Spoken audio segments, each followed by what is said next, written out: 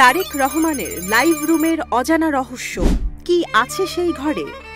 তারেক রহমান, যিনি বিএনপির ভারপ্রাপ্ত চেয়ারম্যান এবং প্রবাসে অবস্থানরত একজন আলোচিত রাজনৈতিক নেতা, প্রায়ই তাকে আমরা লাইভে দেখি বিভিন্ন গুরুত্বপূর্ণ রাজনৈতিক বক্তব্য রাখতে।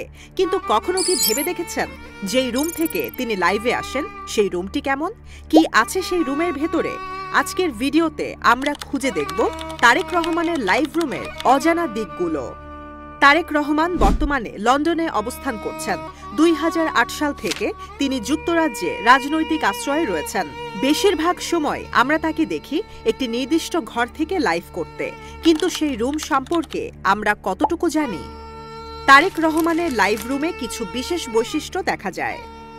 ব্যাকগ্রাউন্ড: বেশিরভাগ সময় আমরা দেখি সাদা বা হালকা রঙের ব্যাকগ্রাউন্ড।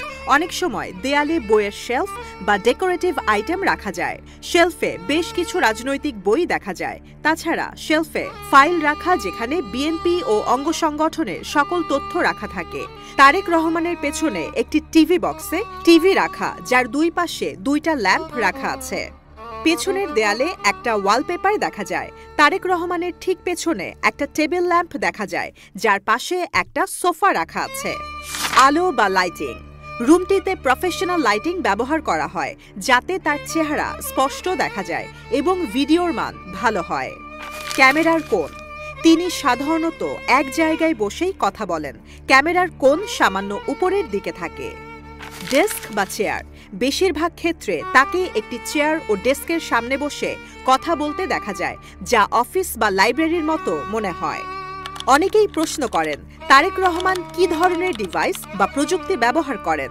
বিশেষজ্ঞদের মতে তার লাইভ স্ট্রিমিংয়ের জন্য উন্নত মানের ক্যামেরা, মাইক্রোফোন ও ইন্টারনেট সংযোগ ব্যবহার করা হয়। বিশ্লেষণ করে দেখা যায়, তারেক রহমান অ্যাপলের ম্যাকের মাধ্যমে লাইভ করেন। কম্পিউটারের পেছনে একটি রিং লাইট ব্যবহার করেন, যাতে ঠিকভাবে আলো থাকে। এছাড়া উনার টেবিলে অনেক ফাইল বা শিট থাকে, যা দিয়ে উনি সব খোঁজ রাখেন এবং তার ওপর নির্দেশনা দিয়ে থাকেন। এছাড়া নিরাপত্তার কারণে লাইভের স্থান বা সেটআপ সম্পর্কে বিস্তারিত তথ্য খুব কমই পাওয়া যায়।